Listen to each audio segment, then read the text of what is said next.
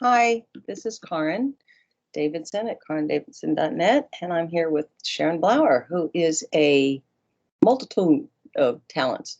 She is a medium, she's a psychic, and what I really, an animal communicator, and what I really find interesting is that not only does she have talent, but she really went to a lot of schooling for this. Like she really worked on developing these talents. So Sharon, before we start on grief and how, what people see on the other side, how they view grief, can you talk about the training you've had, because I think it's very interesting. Sure. Well, first of all, I got into metaphysics at the age of 14. I was a professional tarot reader at the age of 14, and started reading auras then as well. And when I was 17, I was brought to a healer because I was sick. And after a couple sessions, he says, I don't think it's a coincidence that you're here. You have the same training, or you have the same potential, rather, that I do. So I started studying healing. And then I studied mediumship around that time. And that's when I discovered that I was a medical medium, among other things. And then from 17 on, it's been, studies, practice, studies, practice. I'm a learnaholic. I don't have a sponsor yet, but, So is that school you go to all the time in England? Well, it's nicknamed Hogwarts, but it's called Arthur Findlay College. Okay, what do you learn there? What don't I learn there? It's everything from psychic development, mediumistic development, energy healing, spiritual development. It's fascinating. It's a fascinating place. All right, so we're going to be talking about grief, and I'd like to know what you see, because you're a medium. Mm-hmm. Probably some mediumship here because you can't not. So what does grief look like from the other side? Well, here's the thing. The vast majority of spirits that I've encountered are perfectly fine, in the sense that they're not in a state of pain or loss, or, they have certain regrets over certain decisions they've made in their lives on occasion. But really, their interest, let's say, in communicating with their lost loved ones is to let them know that they're okay, that they love them,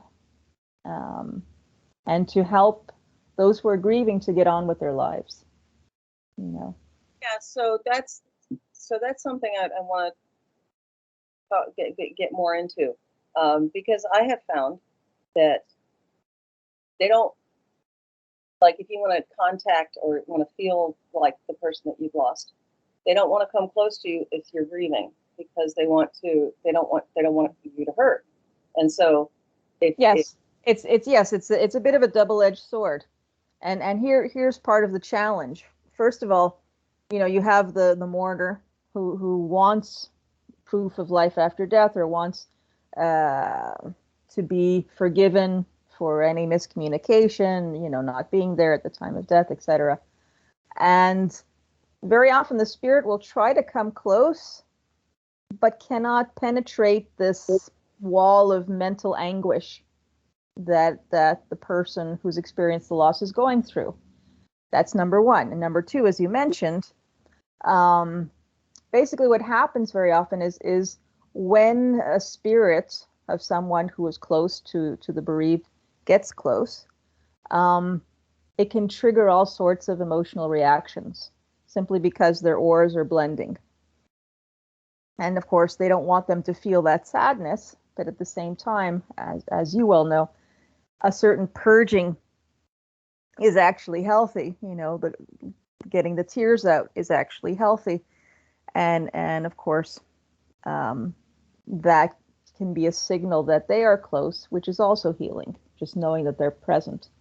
It may not be ideal when you're in the middle of a business meeting and they pop by and you're like, I gotta go to the bathroom, that may be awkward, but it's still beautiful in an awkward kind of way. So so should we push them away? Should we let them come in? And if we let them come in, what's the best way to let them, like be present? Well, for me personally, I would much rather have them come closer, but during quiet time, and when I'm not around other people and so on. Like So, that? Can you regulate that? Can you ask them, say, like, not when I'm in a business meeting? well, you can ask them, and some some will listen, and of course there are some who, you don't become Mother Teresa just by passing over to the other side. So if you were a bit of a disturber when you were here on this earth, you might want to trigger the tears, in the middle of the business meeting just to, have a laugh. So what's the best way to handle grieving, like, for somebody? Well, I mean, as you well know, that there is no best way. I think you have to start with where you are. You have to start with where you're at. There are all kinds of tools, many of which you employ to help the grieving. The EFT, the matrix, all these things help with grieving. But it's also knowing where you're at, because some people may not grieve until months later because they're numb, because they have to go on with life, because they have to arrange the funeral and so on. But I think you have to ask yourself, do I need that validation? Do I need that connection? Am I afraid? I'll just give you one example that's coming to mind. Okay. Recently, there was a family who were grieving because somebody in their family had passed away from their own hand, from suicide. And there was a concern about where did they go? Are they okay? Are they, naturally. And I could feel his aura, his heart chakra was just wide open and beautiful. And not only did we have that validation or, that relief that comes from knowing that he's fine, but he also helped to locate an item that they were looking for. And he showed me exactly where that item was, and he even showed me a bouquet of flowers with a particular color set, 2 colors in particular. And lo and behold, the item was found on the counter in the kitchen next to a bouquet of flowers with those colors. So not only did he validate that, he also showed that he's present. He's present even now, because the flowers weren't there before he passed. So why don't people, this is a hard question, obviously, how come they don't bombard you? They try to. I mean, again, think of it this way. Think of your grief like various layers of bulletproof glass.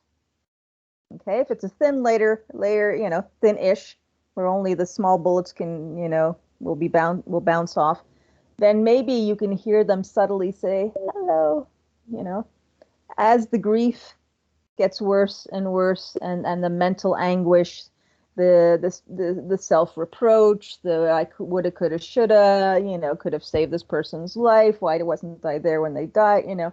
As just, the glass gets thicker and thicker and thicker. So they could be screaming their heads off over here, but you will not hear a single word, And it's only, that's where things like meditation come into play.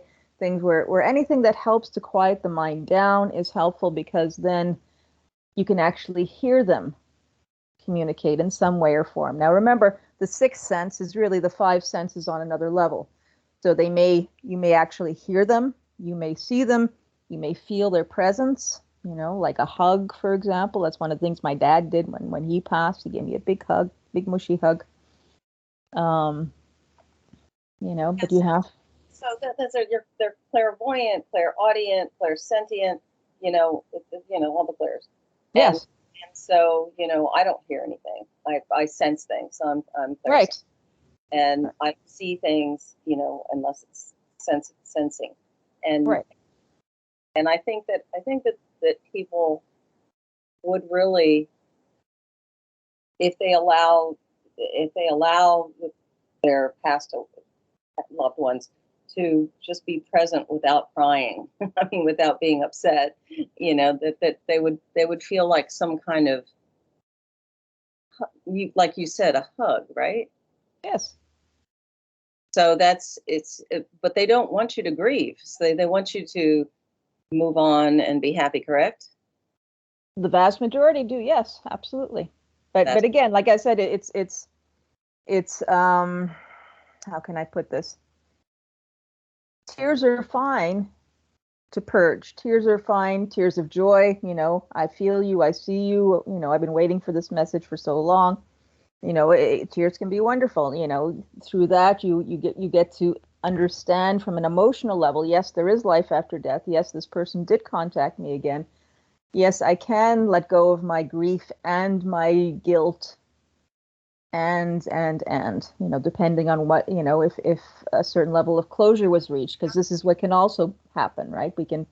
The spirit can say, by the way, X, Y, and Z, I don't hold you responsible for this, or this is what really happened, or, you couldn't possibly have known, blah, blah, blah, blah, or this was part of my soul plan. That's another story. It's another, topic. And this works for pets too, right?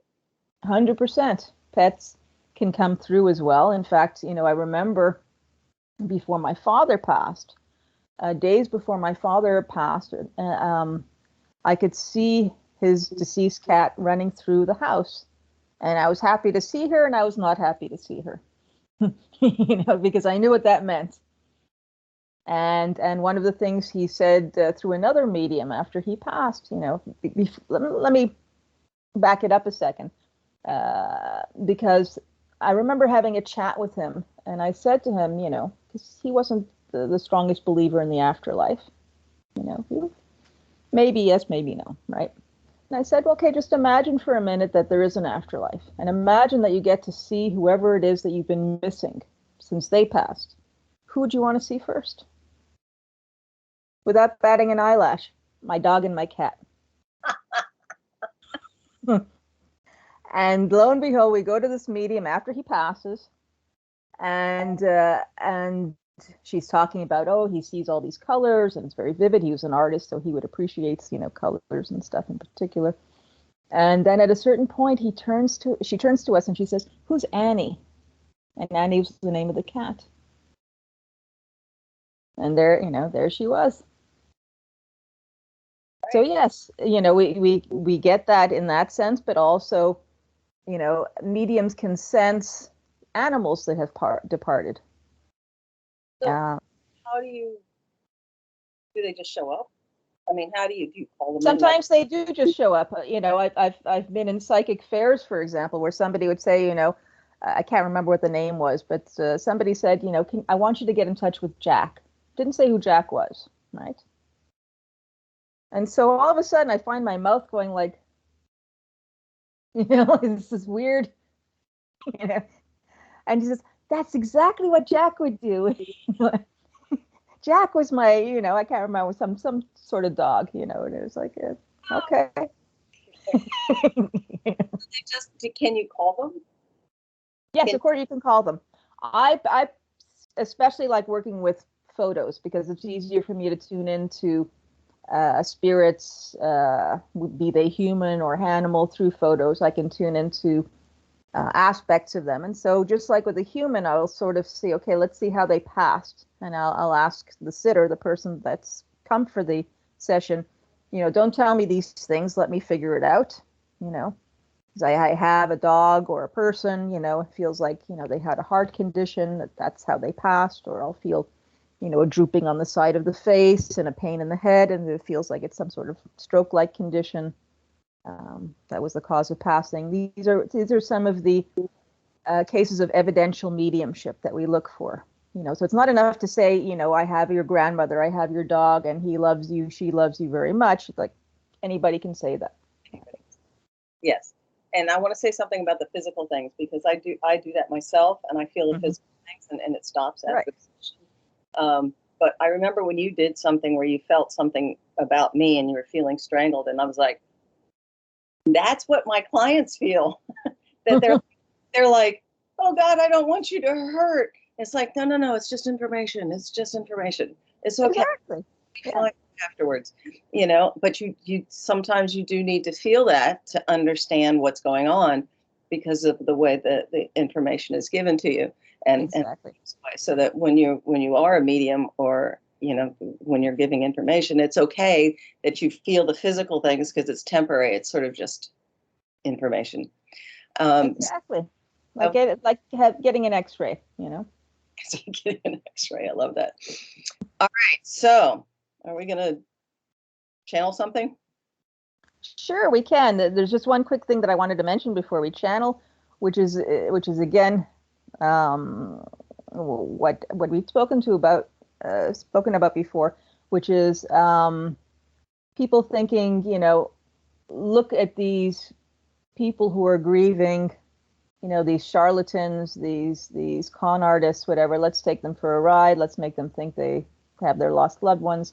And I'm not saying this for the people who are tuning in general. I'm because you wouldn't be attracting those types of people. But I'm talking about the people who try to discourage this type of connection, because it can be such a beautiful healing experience. It can really speed up the healing process, speed up the grieving process. And so the reason I'm bringing this up is just to point out, people say, only suckers, go for this type of thing, or, and what I just wanted to say was, Sherlock Holmes, one would consider him the personification, let's say, of intellectual scrutiny and so on, right? Who created that character? Sir Arthur Conan Doyle. Who was Sir Arthur Conan Doyle? Among other things, he was the president of the College of Psychic Studies. He very much believed in mediumistic phenomena, psychic phenomena.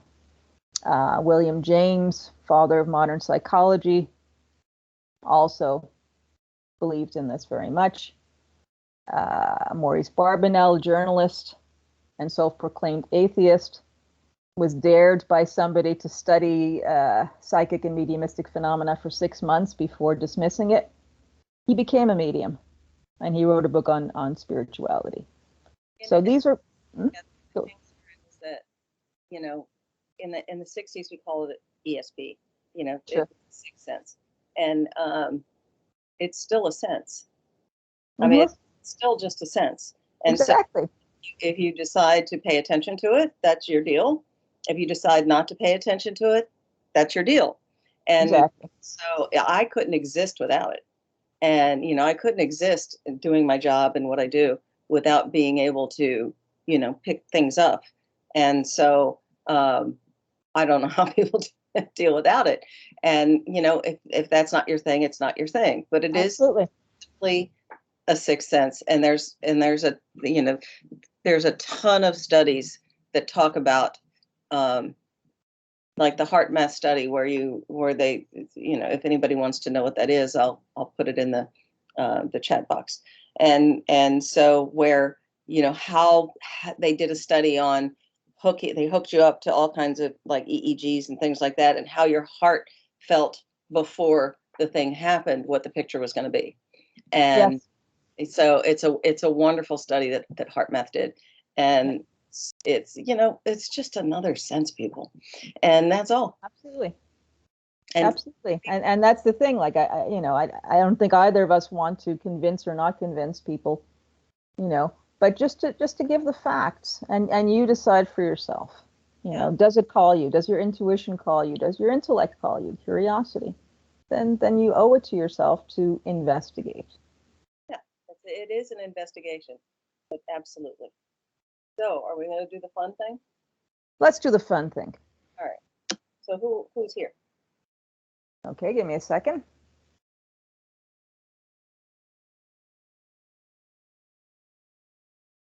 Well, I'm feeling I'm feeling a very warm presence, actually, caressing my heart chakra. So it might even be somebody for me. But let's.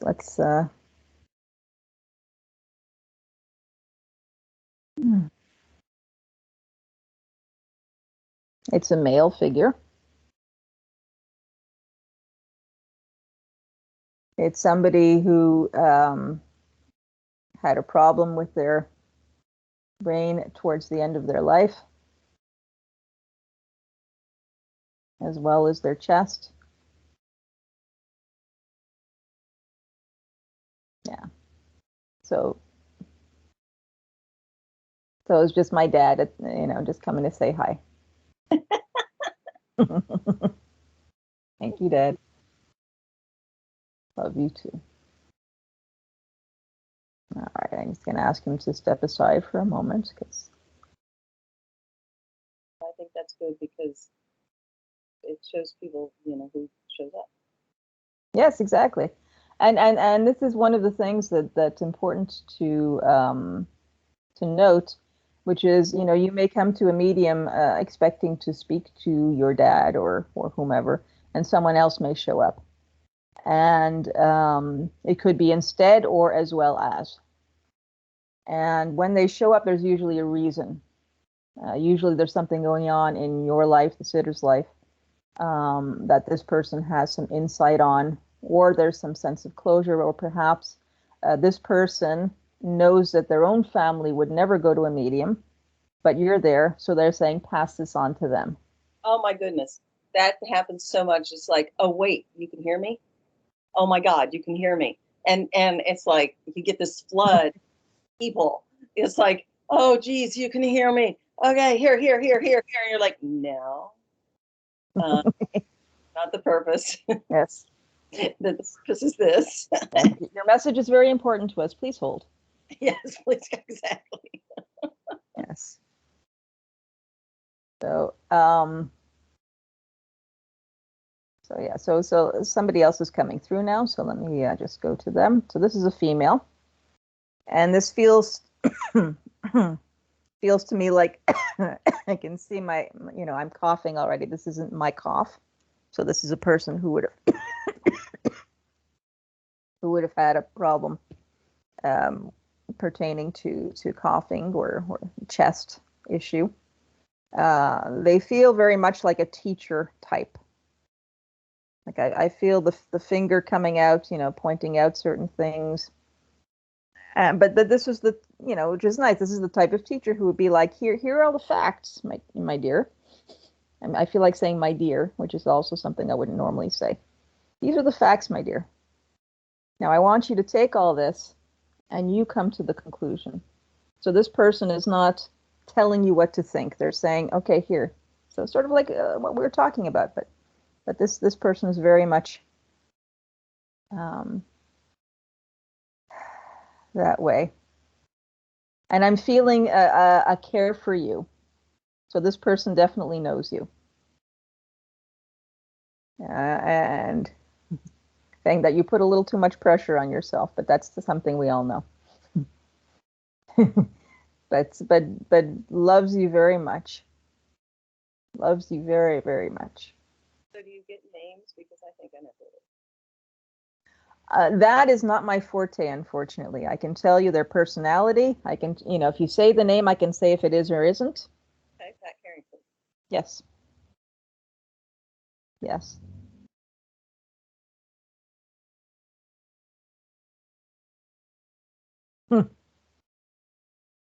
And then she's sort of saying something that I would have said to you as well, which is, she wants you to slow down a little bit.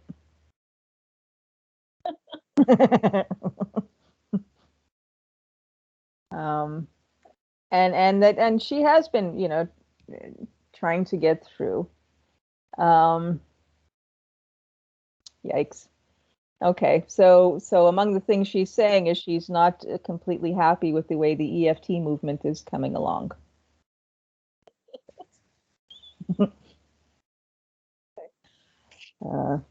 People going too quickly through that training, shall we say. Let me see what else she wants to tell you.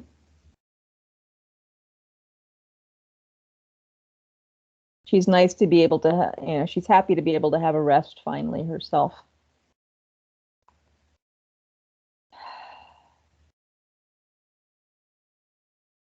And she says that you were the type that would have said, you know, I told you so to her about certain people, certain situations, certain betrayals. And she thanks you for it, but she also adds that there's certain things that she didn't want to know.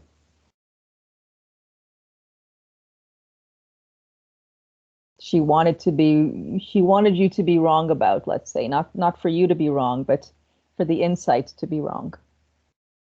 So, so that you know, Pat Carrington is a master at EFT, and one of the very first EFT masters, and she is extremely poignant, you know, and so she's, you know, she's a mentor, so she's not going to mess around. And yeah, but she feels a little bit like Mandela in the sense of speaking. You know, she's very deliberate about what she's saying. You know, she's not going to, you know. she's never going to do that. Yeah.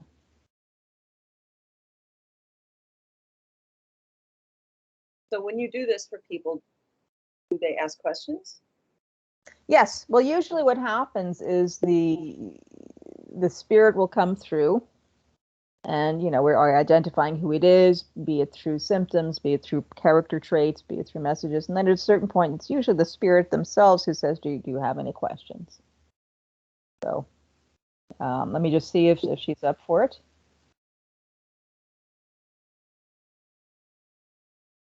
She's up for it, but she is reiterating, you know, think for yourself, you know, to whoever is listening today, you know, think for yourselves, contemplate for yourselves. But yeah, go ahead. That's what she would do. Because there you go. Yeah. She was doing this thing with Wayne Dyer just before she left, and is she hanging out with Wayne Dyer? She's hanging out with many people.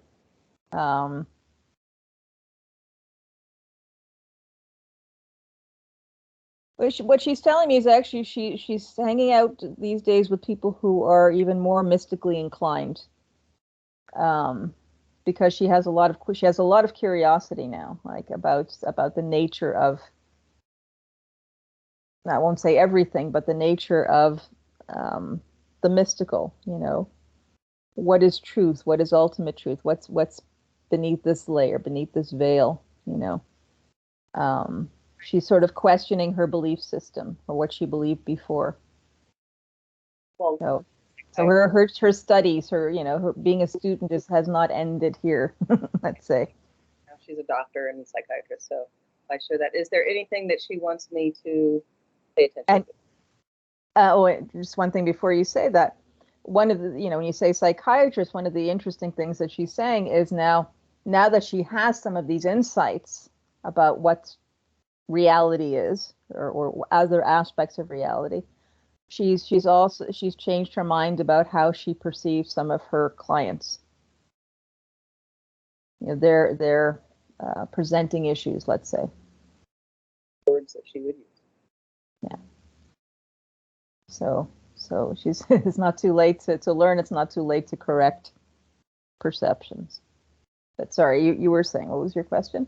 Like, is there anything that, because I carry on her work and, I do what she does, is there anything she wants me to do? Well, the first thing she's saying is slow down. And then she says, hang on. So she's putting me into a bit of a trance now, so give me a second.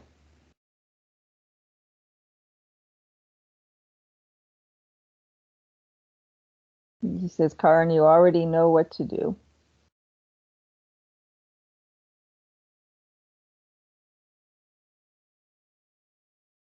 But she's saying she wants you to be, be with your family. She says life passes so fast.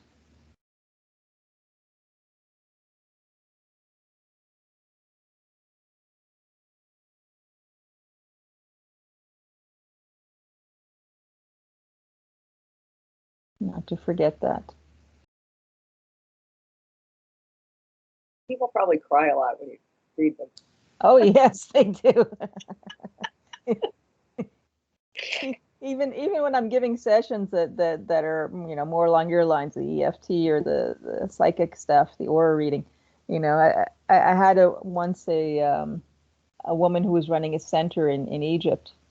I was giving sessions there, and she comes up to me one day after I was done, and she says, I always wanted to go for a session with you, but I was always afraid because every time I saw somebody leaving your office, they were in tears. Well, of course. And she finally had a session with me, and she left in tears. Yeah. It just happens. All right, one more. Honey. Okay, well, let's see if we can find honey. That's a cat, my cat. Yeah.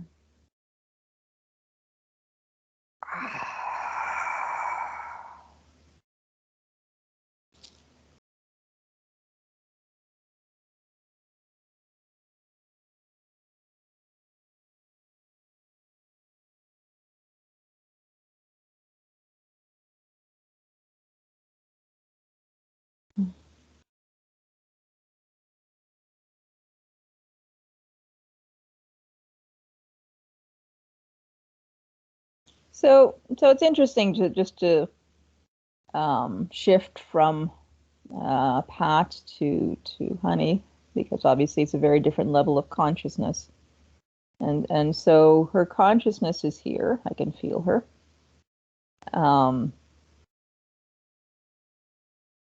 it's very much in the now, shall we say,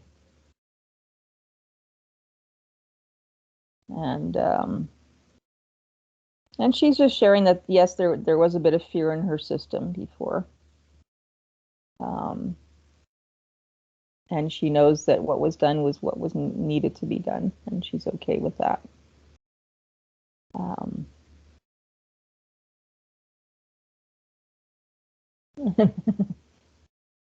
And she's just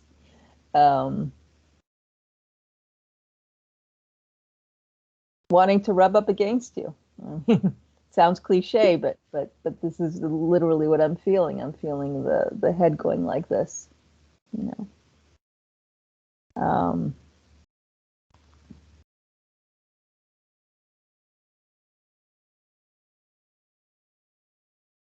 just trying to see if there's any.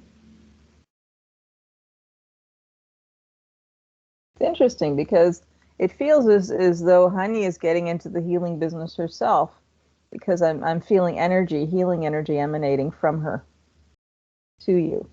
Help me heal. Sorry? She did help me heal my clients. There you go. So she hasn't stopped. And again, the heart chakra's opened up. The hands are sending that energy at this moment. And again, those who are sensitive to energy, including yourself, you should be able to feel that, not just take my word for it.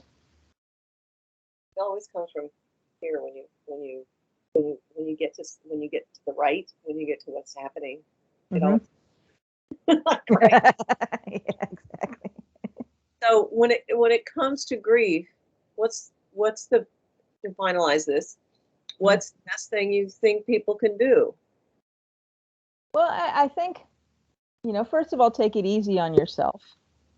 Especially if you're a newcomer to grief. If it's the first time you've lost someone dear to you, allow yourself the time both to, if you need to cry, if you need to grieve, then do that. And if you're not, don't beat yourself up because you're not crying either. There are healers like yourself who are available to help with the grieving process. It's better to do it in good company than by yourself in general. And when you're ready to see a medium, go for it. And you don't have to believe everything that's said, and you don't have to disbelieve everything that's said. I think your intuition is your guide.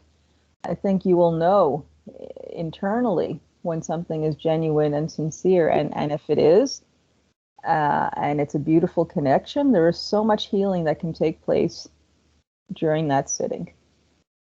Getting closure, understanding empirically that there is life after death, forgiving yourself, or them, as the case may be, depending on what's transpired.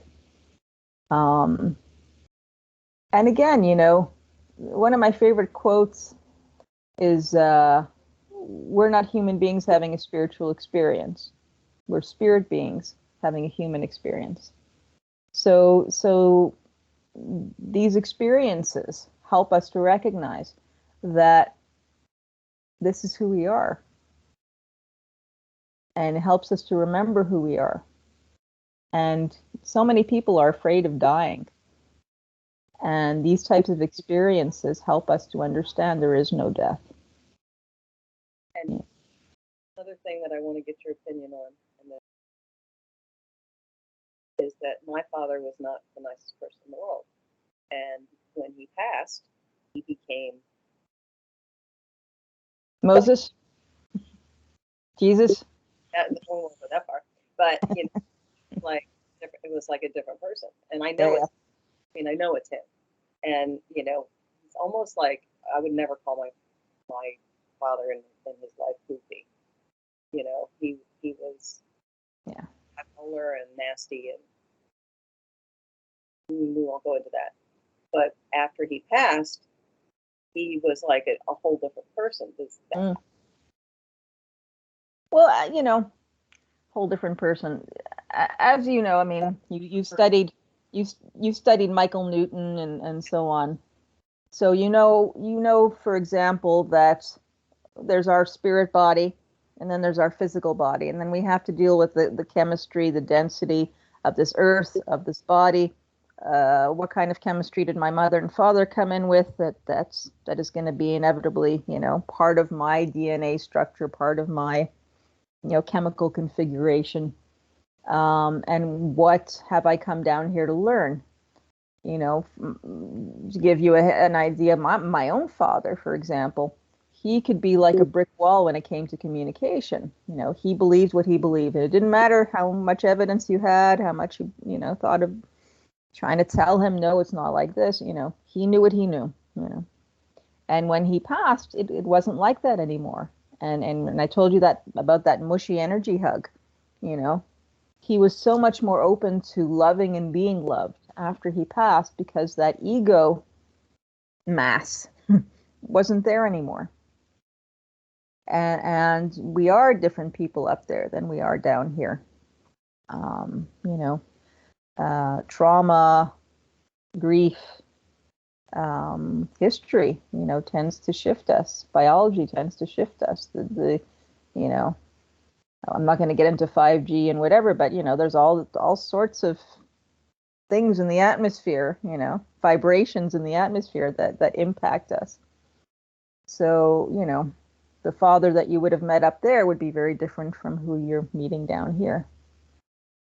And also, as you well know, when it comes to past life review, when we get to see all the wonderful things we've done and all the not so wonderful things we've done, there is a period of contrition. There's a period of what could I have done better, and who have I hurt, and how can I make it up to them?